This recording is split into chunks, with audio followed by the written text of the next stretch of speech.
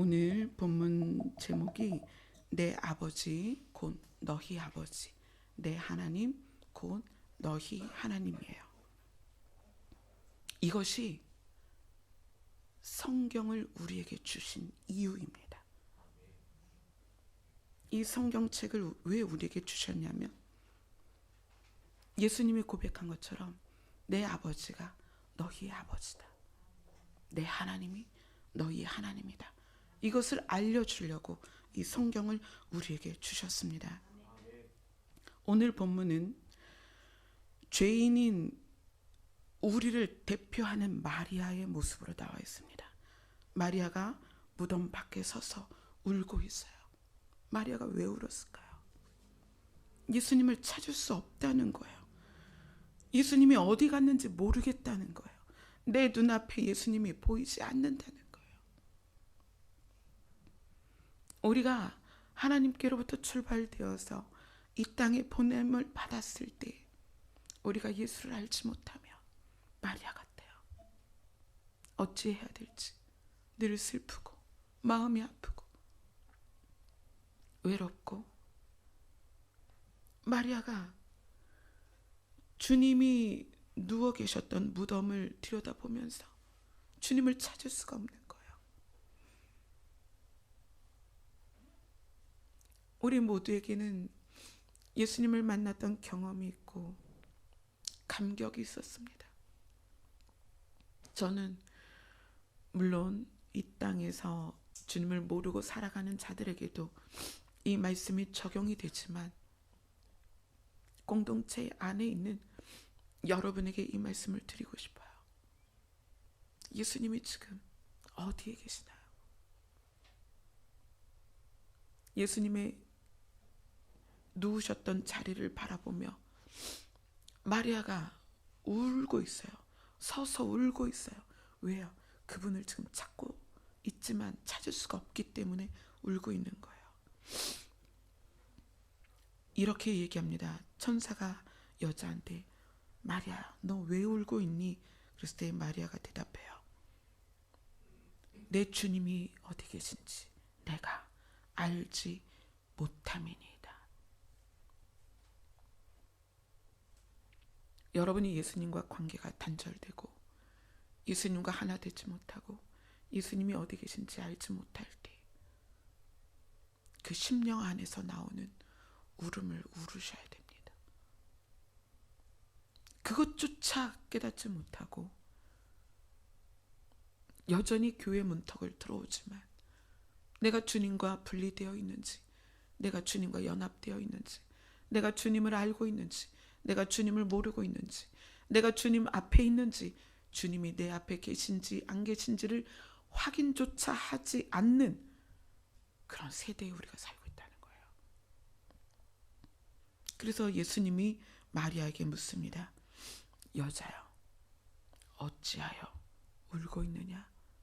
너는 누구를 찾느냐?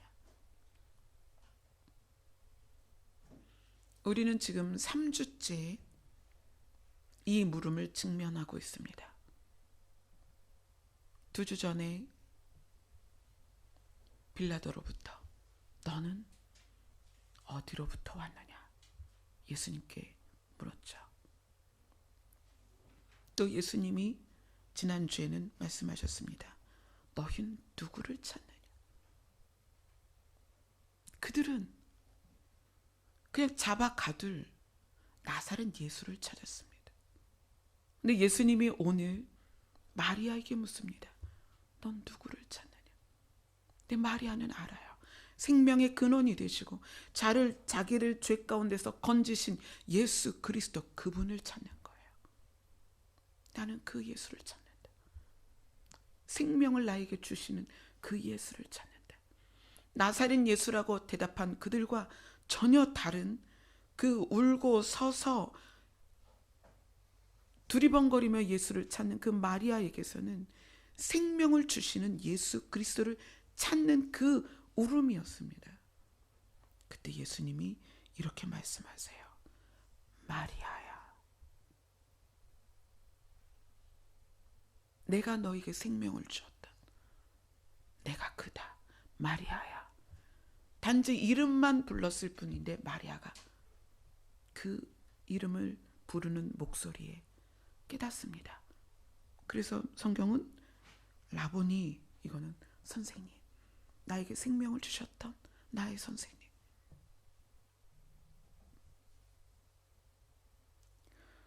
우리의 인생이 뭘까요? 우리의 인생이 하나님께로부터 출발되었던 우리가 하나님께로 돌아가는 것이 우리의 인생입니다.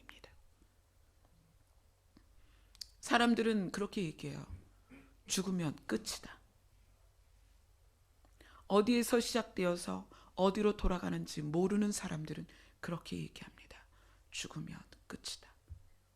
그러나 생명에 대해서 좀 더 깊이 묵상하는 사람들이 생명이 어떻게 저절로 생길까? 제가 말씀드렸죠. 여기 빈컵이 있어요. 아무것도 없어요. 이것을 5만 년, 10만 년 둔다고 해서 여기서 생명이 생겨날까요? 아니요. 생명은 그렇게 존재할 수 없습니다. 생명의 시작은 신으로부터입니다. 신은 스스로 존재하는 분이에요. 생명은 신이 만들어낸 것입니다. 절대로 이 빈컵이 5만 년, 10만 년 지난다고 해서 이 안에 생명체가 생기느냐? 절대로 그럴 수 없어요. 생명을 연구하는 연구학자들이, 과학자들이 그래서 신을 인정할 수밖에 없는 거예요. 우리의 출발이 어디로부터? 신으로부터 출발된 거예요. 우리가 어디로 돌아가요? 신에게로 돌아가는 것입니다. 그래서 성경이 그것을 알려주는 거예요. 너희는 하나님으로부터 출발했다. 그리고 이제 하나님께로 돌아가야 된다. 오늘 말씀이 예수님이 이렇게 말씀하시는 거예요. 나를 붙들지 말라. 내가 아직 아버지께로 올라가지 아니하였다. 내 사역이 완성되는 것은 내가 아버지께로 돌아가는 것이다. 예수님이 이 땅에서 태어났을 때 하나님께서 그렇게 말씀하십니다. 보라, 내 아들이다. 오늘날 내가 너를 낳았다. 자, 우리가 조금 더 중요한 부분으로 들어가겠습니다. 신의 개념에 아버지와 아들의 개념이 있을까요, 없을까요? 생명을 낳는 것은, 생명이 피조되는 것은 창조 세계 안에서만 이루어지는 것입니다.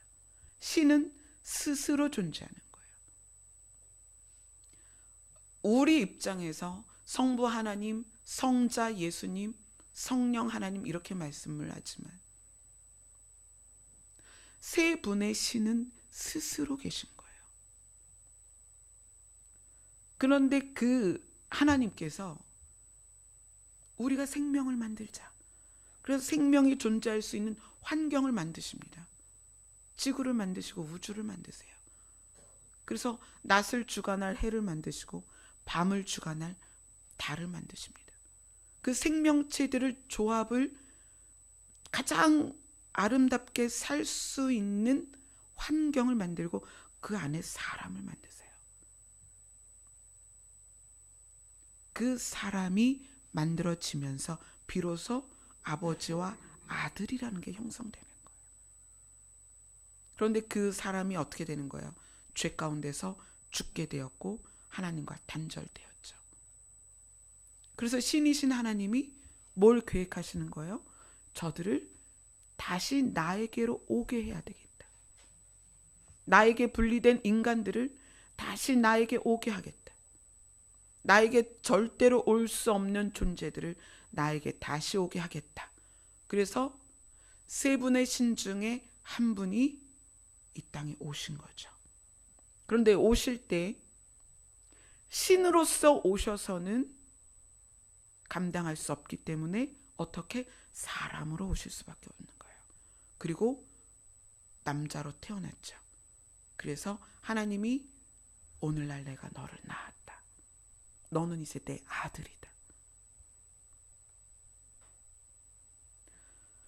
사람의 입장에서 아버지와 아들이 익숙하지만 하나님 입장에서 신이신 분들이 아버지와 아들의 그 포지션이 필요했겠는가? 또 있을 수 있겠는가? 아니요, 그렇지 않습니다. 오직 우리를 위해서 신이신 한 분이 아들로 오신 거예요. 그게 은혜입니다. 있을 수 없는 일이 생겨난 거예요. 우리는 그것이 가볍게 여겨지지만 실제로는 있을 수 없는 일이 생긴 거라는 거예요. 저희 집에 고양이 2마리가 있어요. 비소라는 고양이가 있고 비누라는 고양이가 있는데 저희 딸아이가 그 고양이를 굉장히 예뻐요.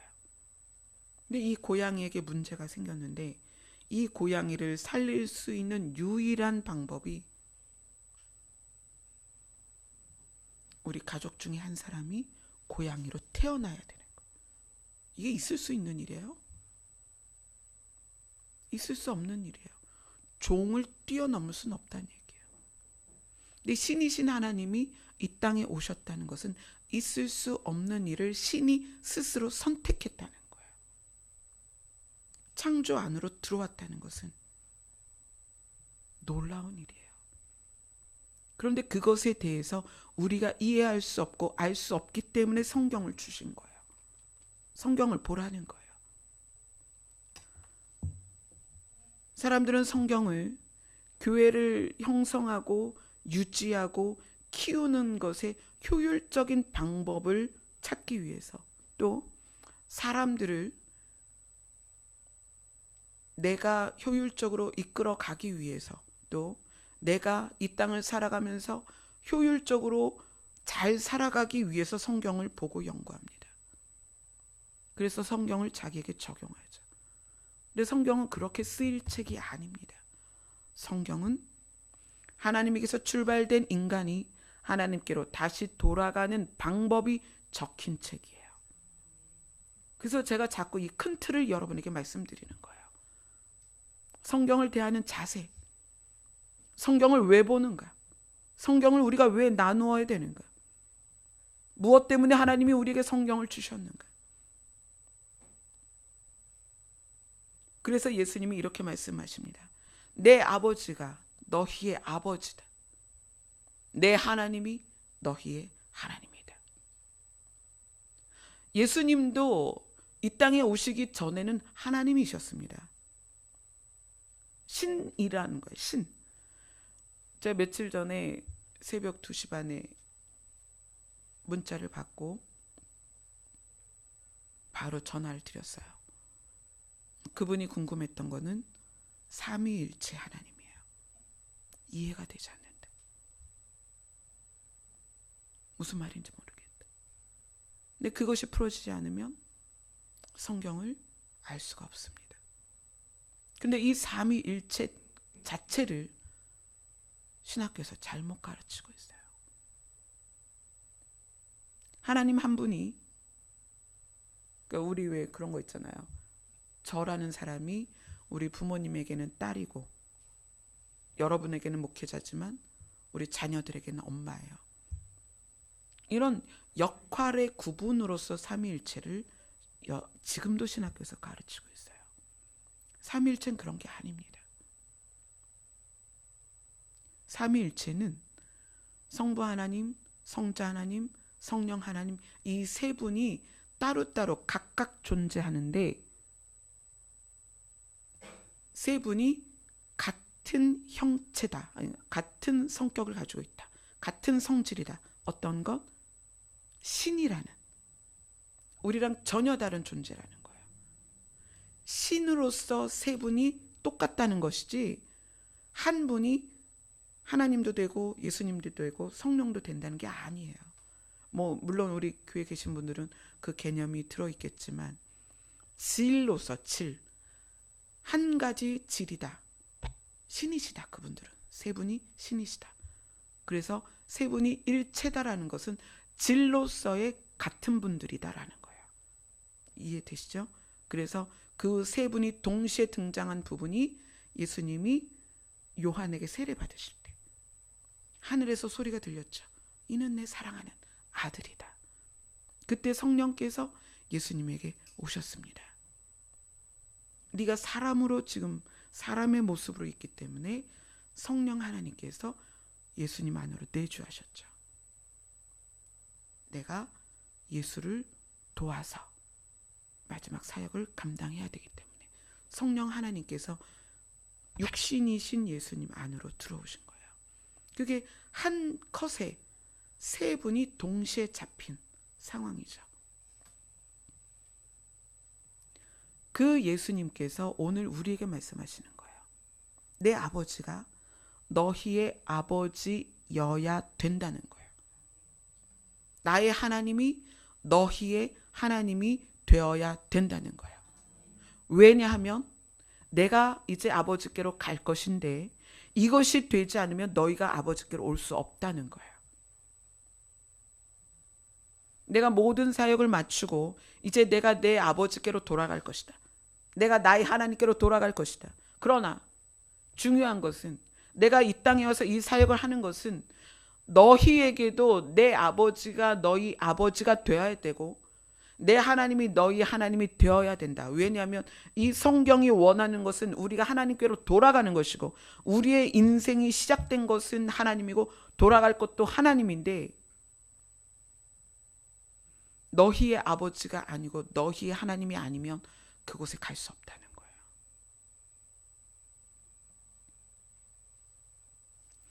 하나님과 분리된 예수님으로서 예수님이 이 땅에 태어났습니다.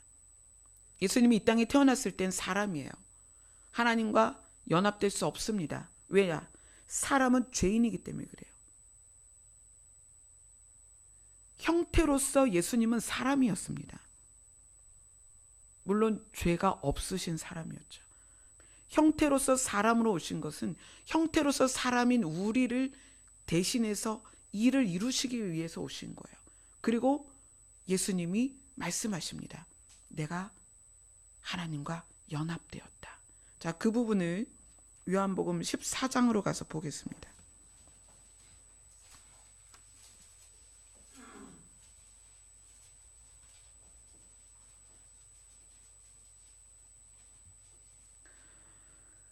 요한복음 14장에서는 예수님이 죽으셨다가 살아나실 것 그것을 이야기하십니다. 그리고 아버지께로 돌아갈 것을 이야기하십니다.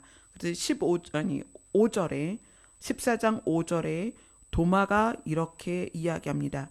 5절을 같이 읽겠습니다. 시작.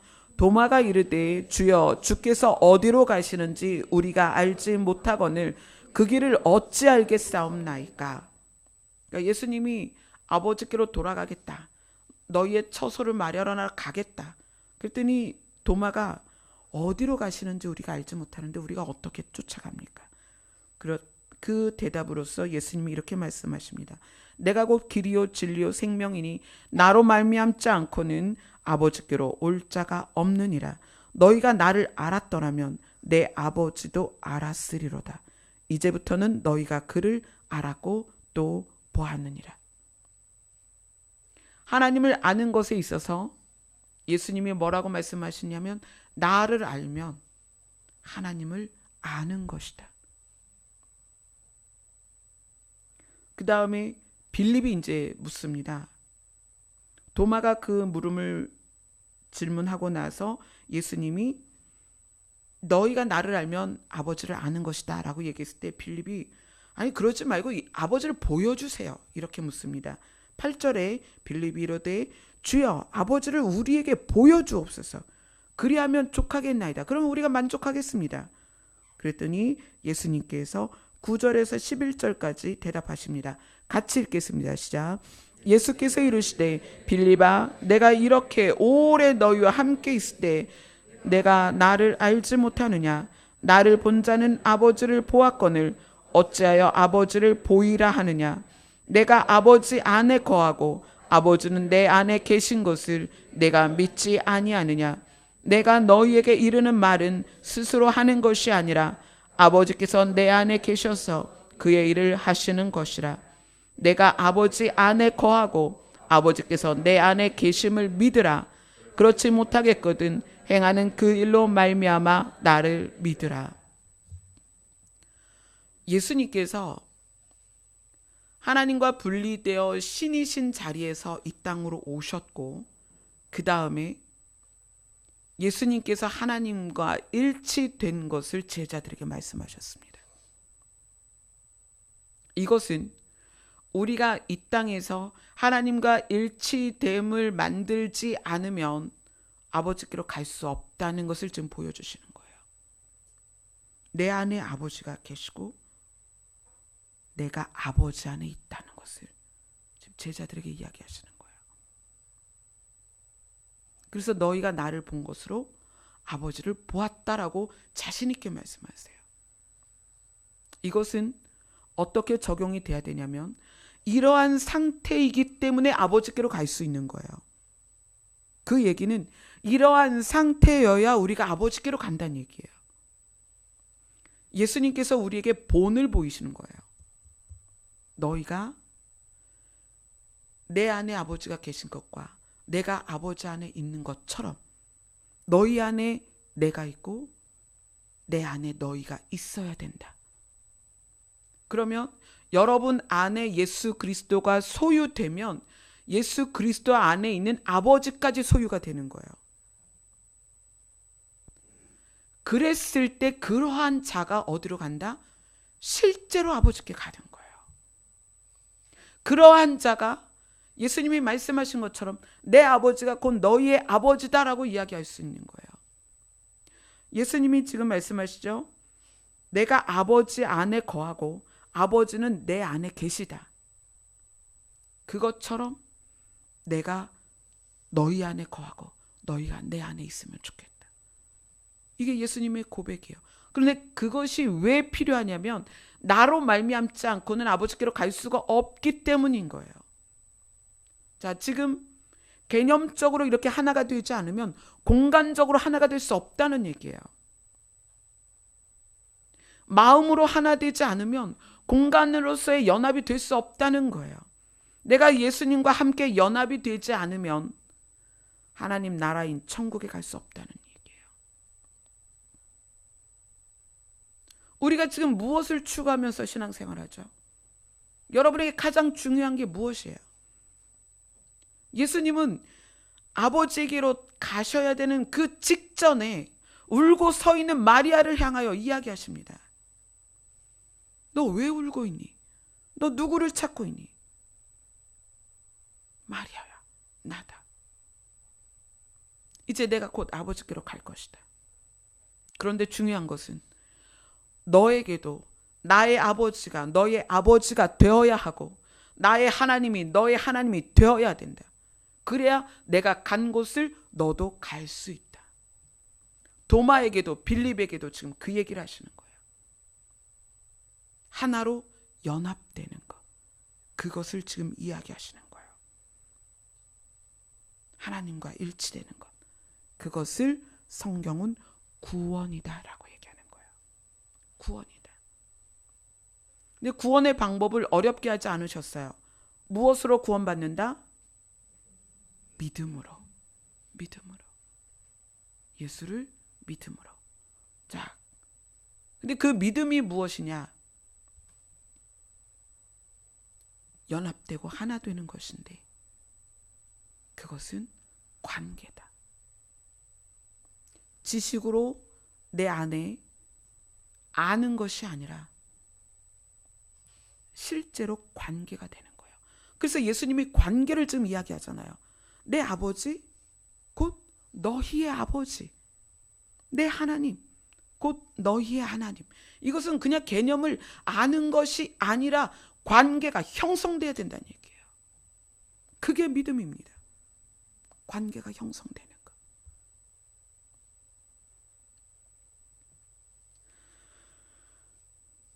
그런데 이 관계가 형성되는 것을 누가 가장 싫어할까요? 사단이 싫어하죠. 태초에 하나님과 사람을 분리시킨 사탄이 예수 그리스도로 말미암아 다시 형성된 관계를 깨트리려고 오는 것입니다. 어떻게 그가 깨트릴까요?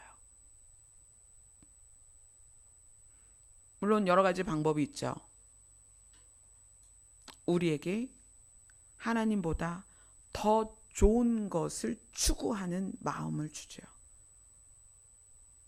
그래서 몸은 앉아 있는데 마음은 주께로 향하지 않는 거예요.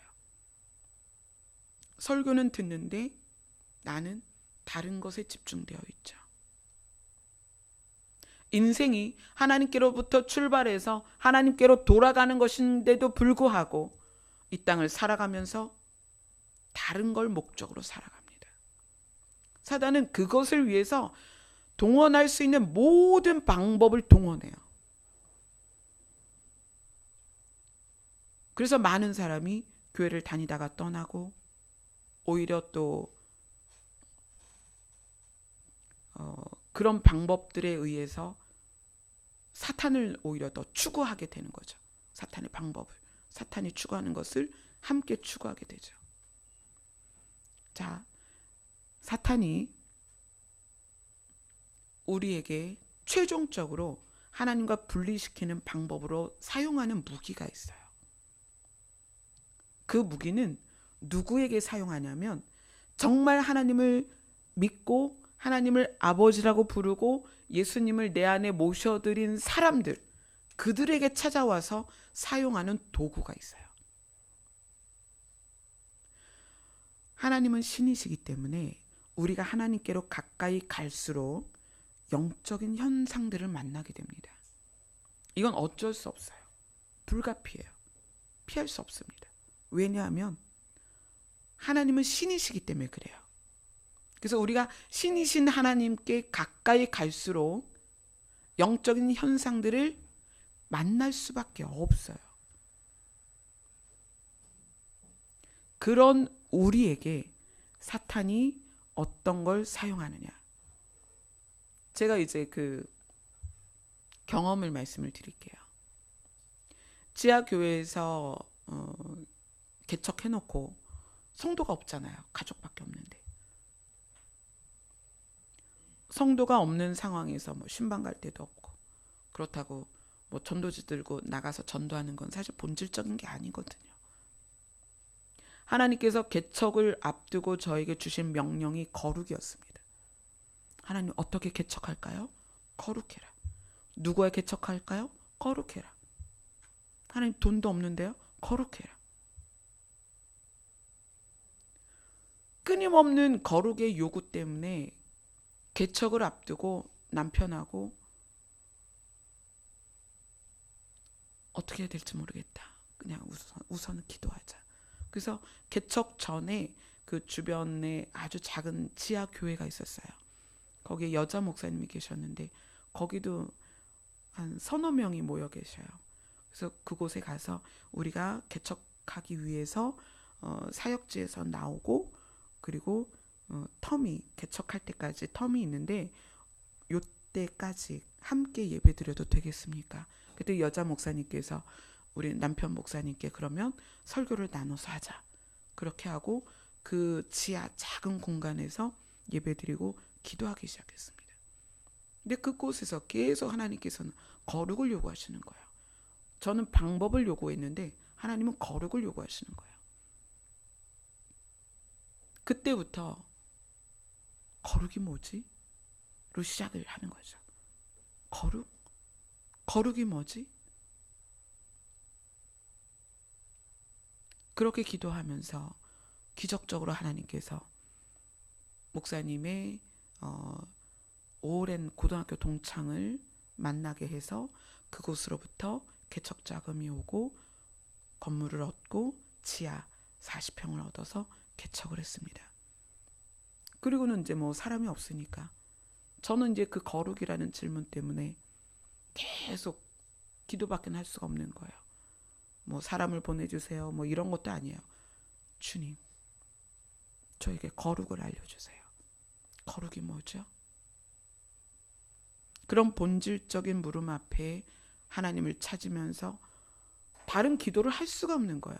그냥 자리에 앉으면 아버지, 아버지, 그 아버지를 부르는 것으로 시간이 다 지나갔어요.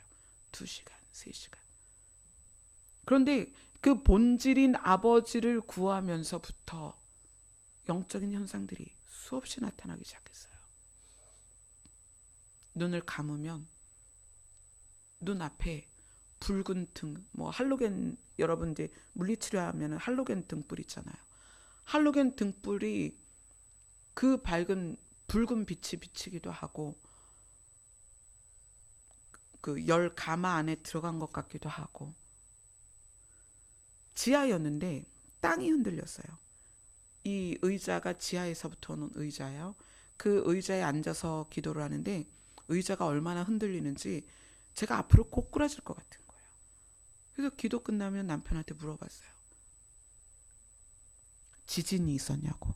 아니라는 거예요. 지진 없었다. 그러면 지하니까 위에 차가 다니면 지하는 흔들리냐? 그랬더니 아니라는 거예요.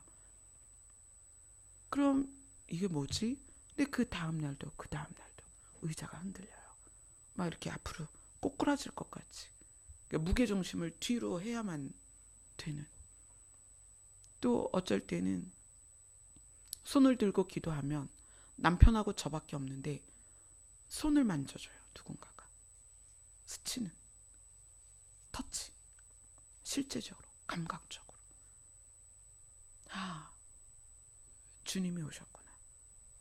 그럼 그분의 옷자락을 느끼고, 또 천사들의 찬양 소리 막 스테레오로 막 들리죠. 옆에서. 사람이 육신으로서 영적인 걸 경험하면 너무 놀랍습니다. 아름다움은 이루 말할 수가 없어요.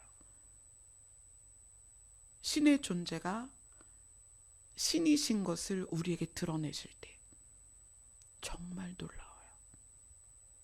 근데 그런 경험들 안에서 기도를 하다가 어느 날, 사실 제가 경험한 것 중에 가장 놀라웠던 것은,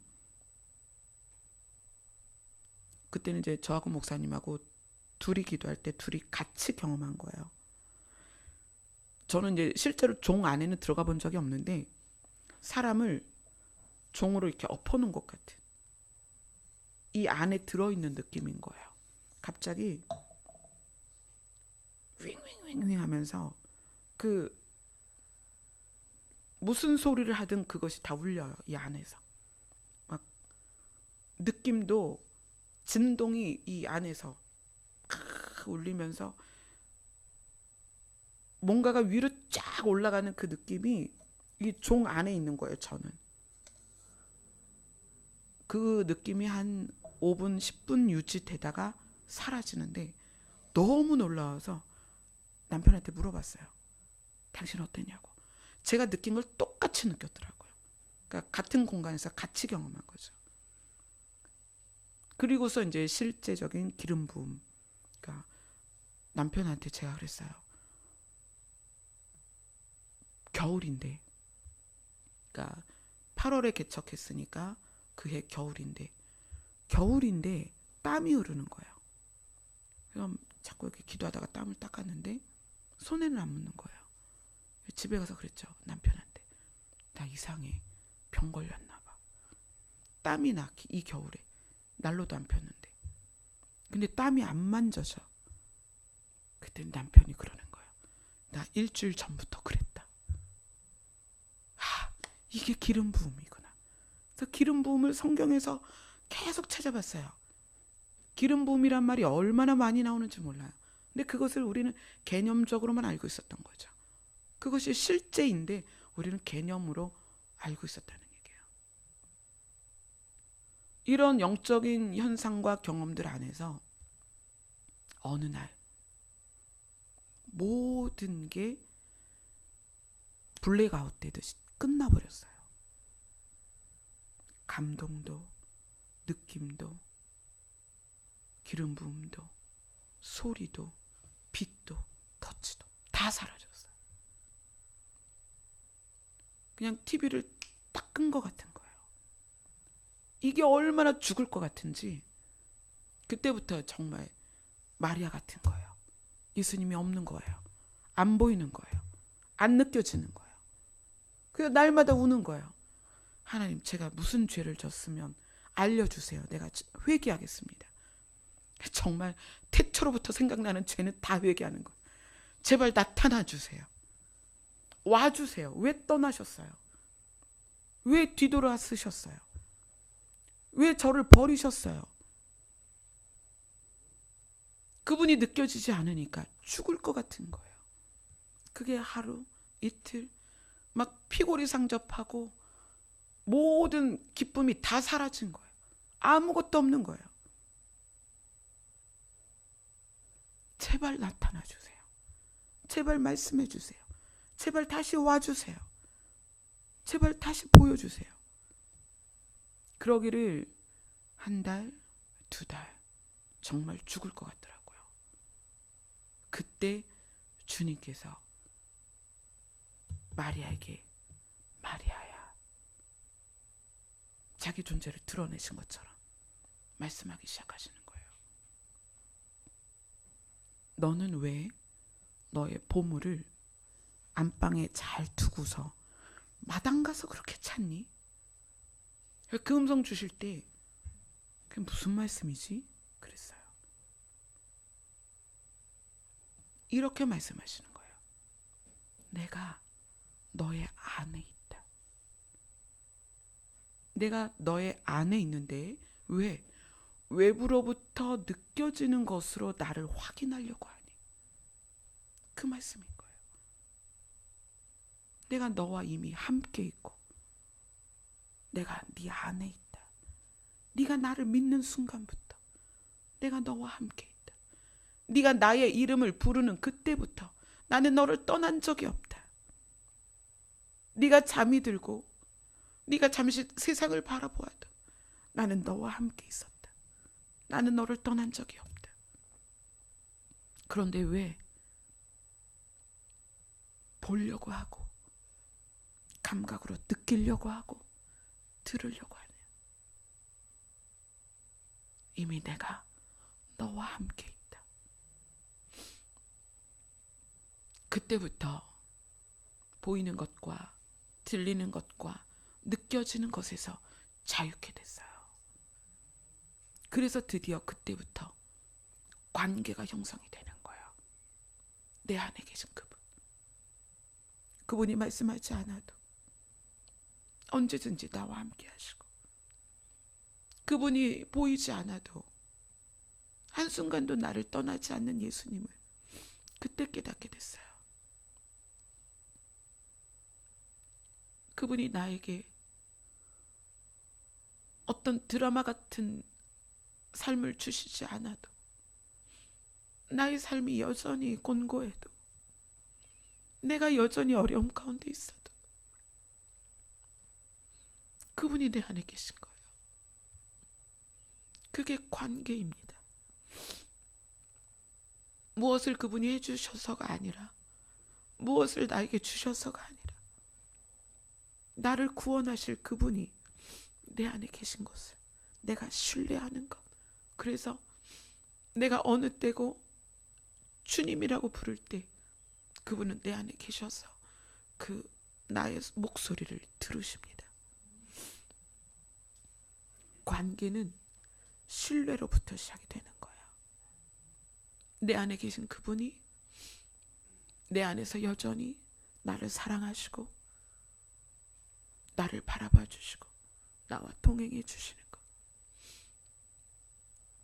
그래서 그때부터 현상들과 느낌에 대해서 제가 자유케 되기 시작했어요. 그런데 사탄이 우리에게 그 느낌이라는 것, 감각이라는 도구를 가지고 옵니다. 그래서 그렇게 속삭이죠. 마리아처럼 안 보이지? 예수가 없는 거야. 안 느껴지지? 예수님이 너에게서 떠나갔어. 하나님의 음성 못 듣지? 그래서 구원받을 수 있겠어? 주님과의 관계를 감각과 느낌에 묶어버립니다. 주님과의 관계는 감각과 느낌에 있지 않습니다. 믿음 안에 있습니다. 그래서 믿음으로 말미암아 우리가 구원을 받는 거예요. 그분이 내 안에 계신 것. 내가 그분을 받아들였을 때 그분이 내 안에 오셨습니다. 그런데 그 예수님 안에 오늘 뭐라고 얘기했죠? 요한복음 14장에 내가 아버지 안에 거하고 아버지가 내 안에 계신 것을 너희가 믿지 않느냐? 믿으라는 거예요. 너희가 나를 사랑하면 누구를 사랑하는 것이다? 아버지를 사랑하는 것이다. 너희가 내 계명을 지키면 그것이 아버지의 계명을 지키는 것이다.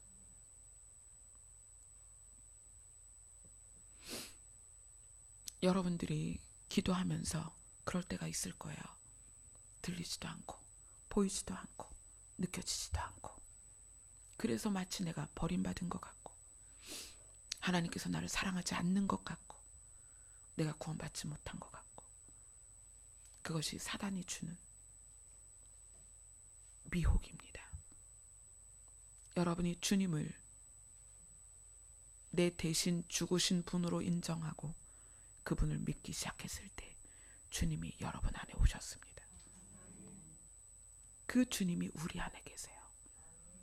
그 주님 안에 누가 계시냐면 아버지 하나님이 계시다는 거예요.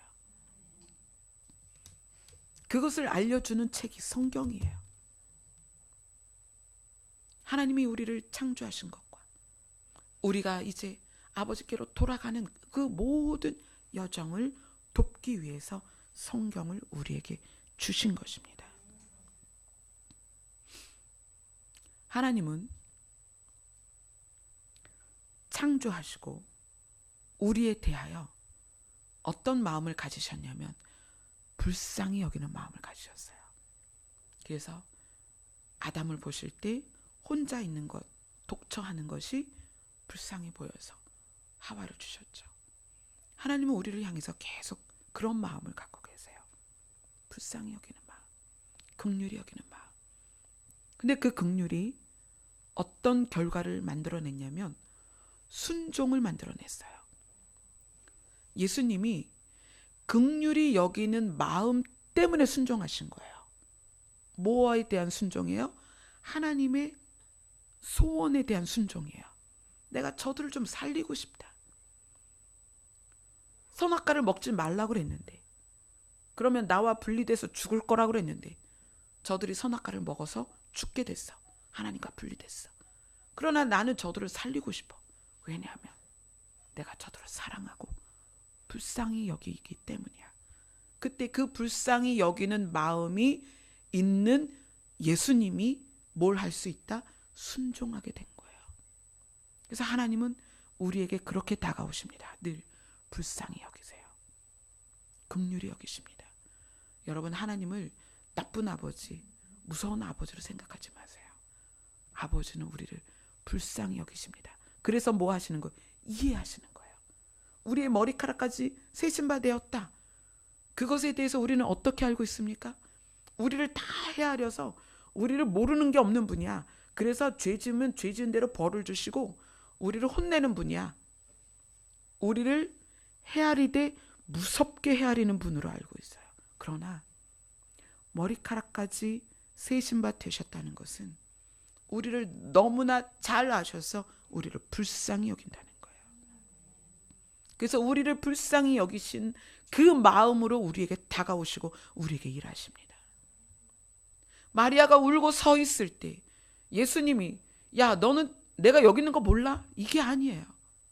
불쌍히 여기시고 부르시는 거예요. 마리아야, 내가 여기 있다. 내가 너와 함께 있다. 내가 너를 떠나지 않았다. 내가 너를 결코 버리지 않는다.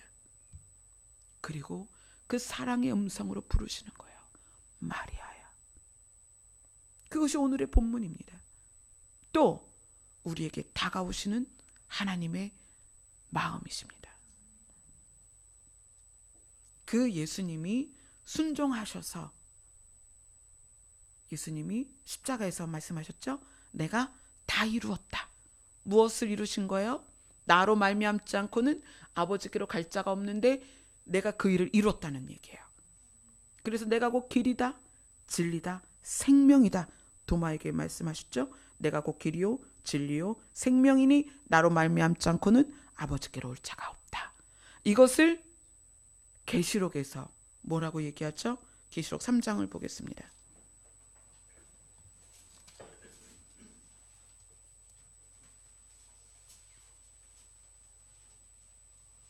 계시록 3장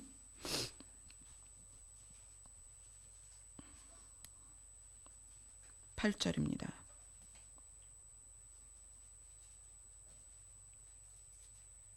3장 8절 같이 읽습니다. 시작. 볼지어다 내가 내 앞에 열린 문을 두었을 때 능히 닫을 사람이 없으리라. 내가 내 행위를 아노니 내가 작은 능력을 가지고서도 내 말을 지키며 내 이름을 배반하지 아니하였도다. 닫힌 문이 아니라 열린 문이라는 거예요. 문은 또 다른 공간으로의 이동하는 통로입니다. 다른 공간이에요. 여러분들이 계단을 올라와서 여기에 들어오려면 반드시 어디를 통과해요? 문을 통과해요. 다른 공간입니다. 예수님이 여기에 말씀하시는 열린 문, 이 열린 문은 인간의 세상에서 하나님의 세상으로 들어가는 문입니다. 다른 공간이에요. 여기에서의 열린 문은 아버지 하나님을 내 아버지 내 하나님으로 만든 사람만이 통과할 수 있는 문입니다. 그런데 그 문이 닫혀 있는 게 아니라 예수님이 십자가를 지심으로 그 문이 열렸다는 얘기예요. 들어갈 수 있다는 얘기입니다. 그 자격을 예수님이 오늘 이렇게 말씀하세요. 내 아버지 이제는 너희 아버지, 내 하나님 이제는 너희 하나님. 그래서 내가 문을 열어놨는데 그 문을 너희가 통과할 수 있다. 어디로? 인간의 영역에서 하나님의 영역으로. 시간이 있는 세상에서 시간이 존재하지 않는 영원으로 들어갈 수 있다. 그 문이 열린 문이다. 왜? 내가 열어놨으니까. 예수님이 그 일을 이루신 거예요. 자, 계시록 4장을 봅니다. 계시록 4장 1절 같이 읽습니다. 시작.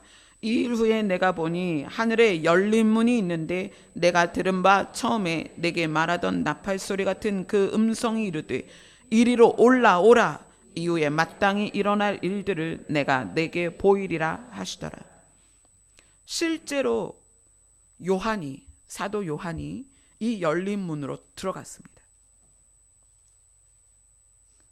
인간의 영역에서 신의 영역이 통과될 수 있는 이 열린 문으로 들어갔습니다. 그리고 이후에 일어날 정말 말로 형용할 수 없는 마지막 때 일들을 다 보고 내려왔습니다. 이 문이 예수 그리스도로 말미암아 열려 있다는 거예요.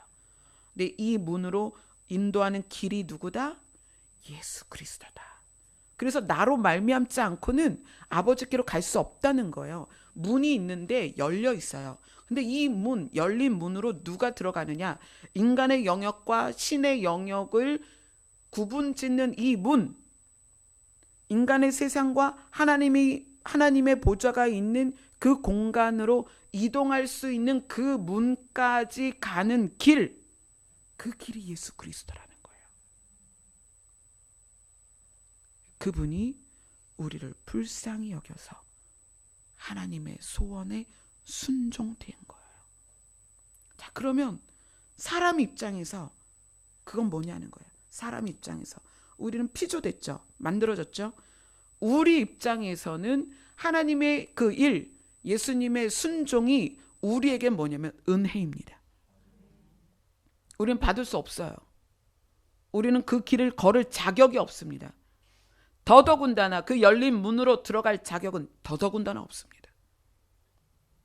그런 우리가 예수 그리스도를 통하여 그 문을 들어가는 것, 인간의 세상에서 신의 영역으로 들어가는 것, 시간이 존재하는 이 공간 안에서, 제한된 이 공간 안에서 영원으로 들어가는 그 문을 통과할 수 있는 자격을 얻었다는 것은 은혜입니다. 우리가 뭘 해서가 아니에요. 여러분 헌금 많이 하십니까? 얼마나 많이 하세요? 얼마나 많이 하면 많이 했다라는 것으로 하나님께 칭찬을 받겠어요? 이 만물이 아버지 것인데 여러분이 노력을 하면, 여러분이 공중도덕을, 윤리를 얼마나 지키면 여러분이 거룩하다는 말을 듣겠습니까? 여러분이 선을 행하되 얼만큼 하면 착하다는 커트라인을 넘어서겠냐는 거예요. 구원은 그게 아닙니다. 은혜예요. 우리를 불쌍히 여겨서 순종하신 예수 그리스도의 은혜입니다. 우리의 구원은 그저 은혜입니다.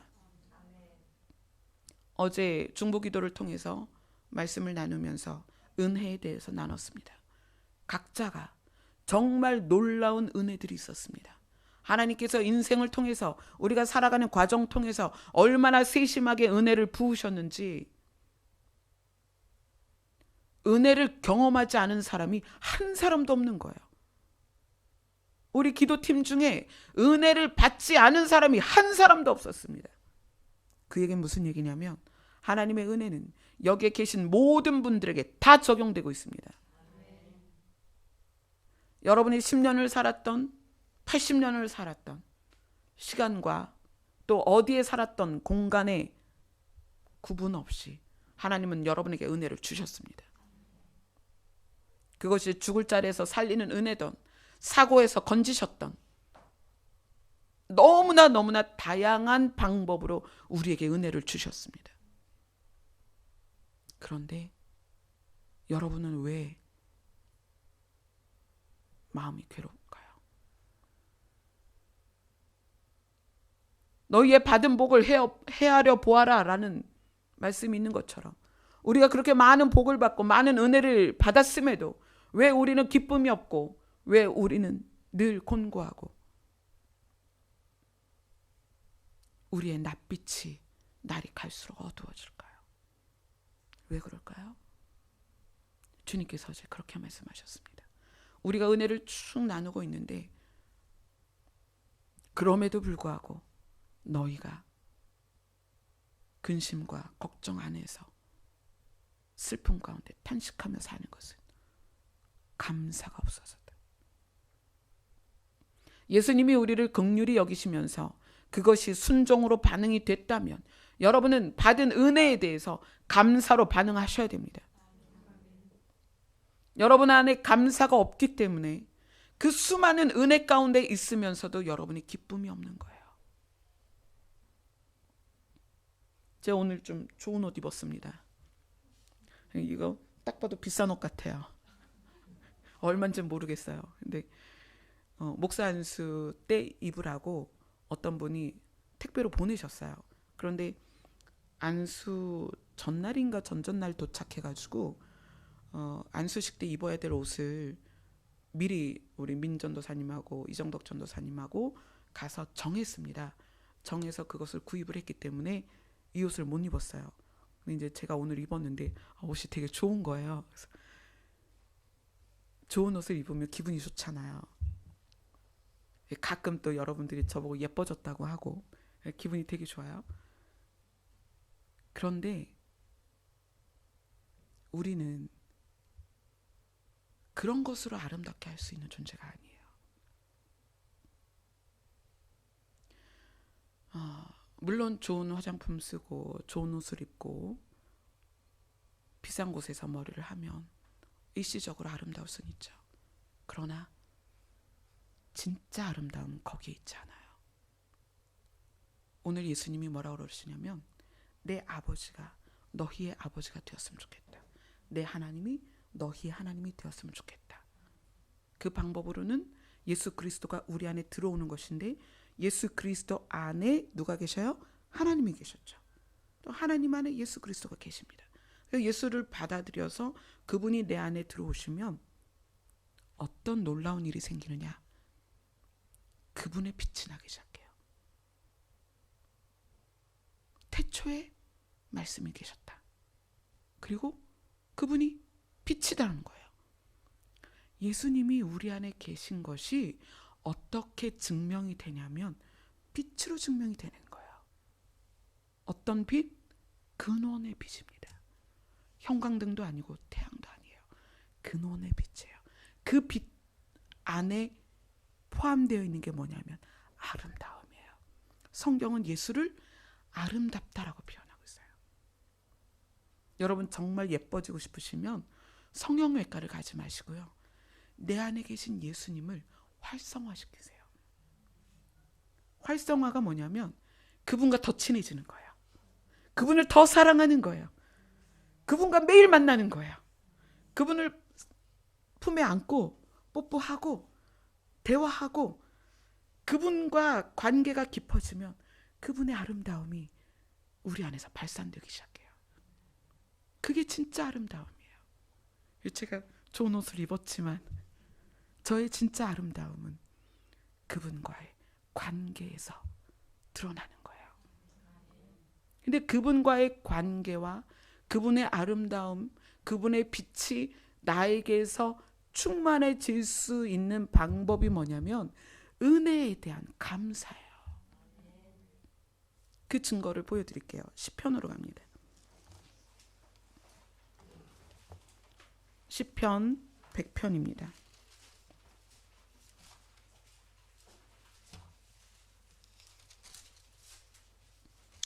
시편 100편은 5절까지 있는 아주 짧은 시예요. 그런데 오늘의 모든 말씀이 이 안에 다 들어있죠. 시편 100편 1절부터 같이 읽습니다. 시작. 온 땅이여 여호와께 즐거운 찬송을 부를지어다. 기쁨으로 여호와를 섬기며 노래하면서 그의 앞에 나아갈지어다. 여호와가 우리 하나님이신 줄 너희는 알지어다. 그는 우리를 지으시니요 우리는 그의 것이니 그의 백성이요 그의 기르시는 양이로다. 감사함으로 그의 문에 들어가며 찬송함으로 그의 궁정에 들어가서 그에게 감사하며 그의 이름을 송축할지어다. 여호와는 선하시니 그의 인자하심이 영원하시고 그의 성실하심이 대대에 이르리로다. 아멘. 예수 그리스도께서 열어놓으신 그 문을 어떻게 들어가요? 감사로 들어간다는 얘기예요.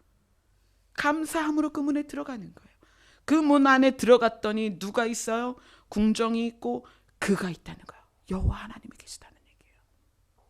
인간의 세상에서 여호와 하나님이 계신 이 분리된 공간, 그것을 연결시켜 주는 것이 열린 문이다. 그 문으로 들어가는 길은 예수 그리스도다.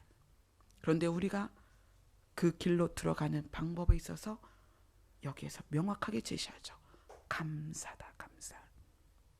이것은 환경이 바뀌어서도 아닙니다. 문제가 해결돼서도 아니에요. 내 병이 고침 받아서도 아니에요. 근원의 감사입니다. 내가 그 문을 들어갈 수 있는 자격을 얻은 것에 대한 감사예요. 그 감사가 우리 안에 있을 때 우리가 관계 안에서 맞닥뜨리는 어려움이나 환경 안에서 만나는 어려움들을 극복해내는 거죠. 이겨내는 거예요. 힘이 있는 거예요. 나 지금 저 문으로 들어가는 길을 가고 있어. 난 저 문을 통과할 거야. 그 안에 들어가면 예루살렘 궁전이 있고 그 성전 안에 그 보좌에 하나님이 계시고 나는 그분과 영원히 살 거야. 그곳에서.